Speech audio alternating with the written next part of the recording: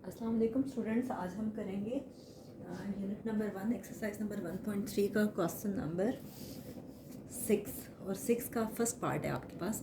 और आपसे क्या कह रहे हैं कि 3a - 2b की वैल्यू आपको फाइंड करनी है और काफ़ी आसान सवाल है। हम क्या करेंगे कि 3 और यहाँ हम a मैट्रिक्स की वैल्यू लिखेंगे। a मैट्रिक्स क्या है आपके पास 1 3 -2 एंड 4। a वैल्यू की ए मैट्रिक्स की जो वैल्यू है वो पुट करेंगे। ठीक है, नेक्स्ट है जी बी मैट्रिक्स, उसकी वैल्यू हम पुट करेंगे 0 -3 7 एंड 8। ठीक है, अब हम क्या करेंगे कि 3 को हर एक नंबर से मल्टीप्लाई करेंगे।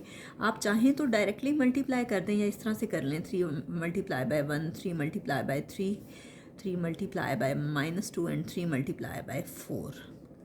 इसी तरह से ये 2 मल्टीप्लाई हो रहा है सबसे, 2 × 0 2 × -3 2 × 7 एंड 2 × 8। ये आपके पास क्या आ रहा है 3 1s are 3 3 3s are 9 3 2s are 6 and 3 4s are 12 minus 2 को 0 से मल्टीप्लाई किया 0 2 3s are 6 2 7s are 14 and 2 8s are 16। ठीक है, अब ये दोनों आपस में माइनस हो रहे हैं। कैसे 3 में से 0 माइनस हो रहा है, 9 में से 9 -6 कॉरस्पॉन्डिंग एलिमेंट्स को सब्ट्रैक्ट कर रहे हैं। -6 -14 ये है 12 -16। 3 में से 0 माइनस करें क्या आता है 3 9 -+6। इसी तरह से -++14 और 6 आ गया 20। 16 में से 12 माइनस करें तो 4, ये आ गया 3 9 + 6 15, ये आ गया -20 एंड -4। ये आपके पास फर्स्ट पार्ट का सॉल्यूशन है। नेक्स्ट हम करते हैं इसका सेकंड पार्ट। नेक्स्ट है आपके पास 2a ट्रांसपोज - b ट्रांसपोज। आप चाहें तो a ट्रांसपोज लेकर डायरेक्टली वैल्यू पुट कर दें। मैं तो इस तरह से कर रही हूँ कि 2 है और a ट्रांसपोज है, a वैल्यू लिख रही हूँ और ऊपर मैं डाल रही हूँ ट्रांसपोज कि a का ट्रांसपोज ले रहे हैं। -3 और b का ट्रांसपोज लेना है 0 -3 7 एंड 8, इसका ट्रांसपोज लेना है। तो आप देखिए क्या करेंगे, फर्स्ट रो को फर्स्ट कॉलम में चेंज करेंगे 1 - 2, सेकेंड रो को सेकेंड कॉलम में 3 एंड 4 -3। इसी तरह से ये ना हो आप दोबारा ट्रांसपोज ले लें, हम ऑलरेडी ले चुके हैं। फर्स्ट रो को फर्स्ट कॉलम में 0 7 और सेकेंड रो को सेकेंड कॉलम में। ठीक है, आप चाहते हैं तो डायरेक्टली ट्रांसपोज ले के और फिर वैल्यूज पुट कर सकते थे, और मैंने इस तरह से नहीं किया। मैंने ए मैट्रिक्स और बी मैट्रिक्स की वैल्यू पुट करके उसका ट्रांसपोज लिया है। अब 2 हर एक से मल्टीप्लाई हो रहा है, डायरेक्ट मल्टीप्लाई कर रही हूँ। 2 1s are 2 2 2s are 4 2 3s are 6 2 4s are 8। इसी तरह से 3 0s are 0 3 7s are 21 3 3s are 9। बाहर वाले माइनस को मैंने चेंज नहीं किया, 3 8s are 24। अब क्या करना है, कॉरस्पॉन्डिंग एलिमेंट्स को सब्ट्रैक्ट करना है।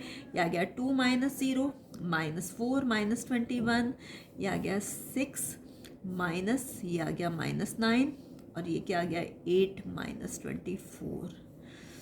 2 में से 0 माइनस करें, 2 minus minus plus sign greater value का, ये 25 आ गया।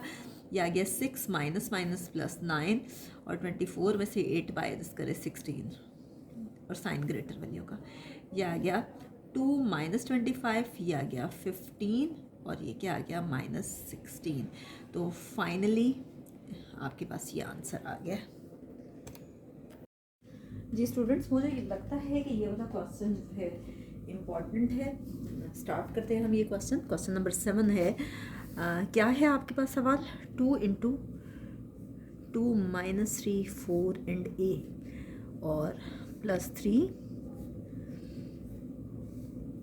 1 8 b एंड -4 और किसके इक्वल है 7 8 10 एंड 1। और आपसे कह रहे हैं a एंड b की वैल्यू फाइंड करें। अब आपकी मर्ज़ी है कि आप 2 × 2 लिखें या डायरेक्ट कर लें।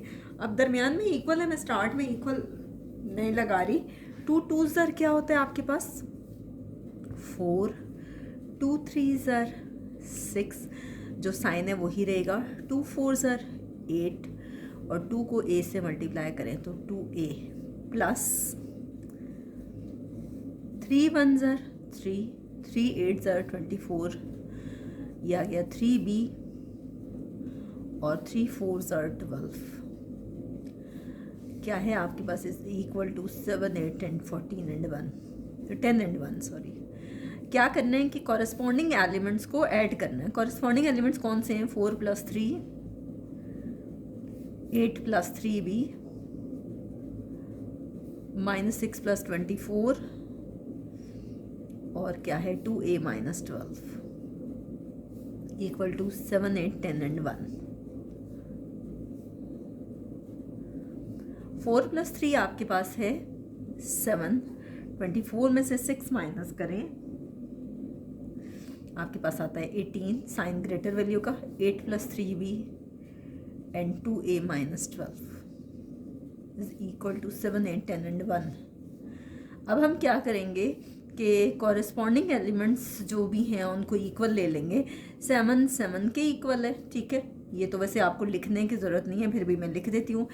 8 + 3b जो है वो आपके पास है 10 के इक्वल। इसी 18 18 के इक्वल है और इसी तरह से है आपके पास 2a - 12 is equal to 1।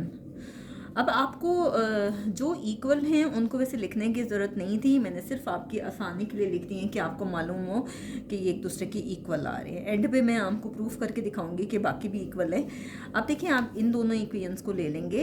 8 + 3b equal to 10, ये फर्स्ट इक्वेशन है, ठीक है। और सेकंड क्या है 2a - 12 इक्वल टू 1। अब इन दोनों की हेल्प से हम a और b की वैल्यू फाइंड कर लेंगे। अब देखिए यहाँ से कैसे वैल्यू फाइंड होगी। 2a इज इक्वल टू ये -12 दूसरी जाके तरफ क्या हो जाएगा +12, 12 + 1 13। a आपके पास क्या आ जाएगा, इस 2 को बोथ साइड्स पे डिवाइड करेंगे, लेकिन मैं सिर्फ एक साइड पे डिवाइड कर रही हूँ। a 13/2 है। इसी तरह से 3b इज इक्वल टू 10 - 8, ये प्लस है, दूसरी साइड पे जाके माइनस हो जाएगा। 10 में से 8 माइनस करें 2, b आपके पास क्या आ गया 2/3। जो भी कॉफिशेंट होता है वो बहुत साइड्स पे जाके डिवाइड होता है। ये अलग बात है कि मैंने एक साइड पे डिवाइड किया है। तो ये आपके पास a और b की वैल्यू आ गई और यही हमें फाइंड करनी थी। हम अब इसमें पुट करके देखते हैं कि क्या हमारे पास ये वैल्यू ठीक आई है या नहीं। जो आपके पास ये आंसर आया है इसमें हम पुट करके देखते हैं, ठीक है। अब हम इसको चेक कर लेते हैं। मैंने क्या किया, जो उसका आंसर था वो लिखा और a और b की वैल्यूज़ लिखी। मैंने जस्ट इसमें पुट की तो ये क्या है 7 18 में कोई चेंज नहीं आएगा। 8 + 3 b की जगह b की वैल्यू पुट करेंगे 2/3, 3 3 से कैंसिल हो गया। इसी तरह से a की जगह a की वैल्यू पुट करेंगे, ये 13/2, 2 और 2 कैंसिल हो गया।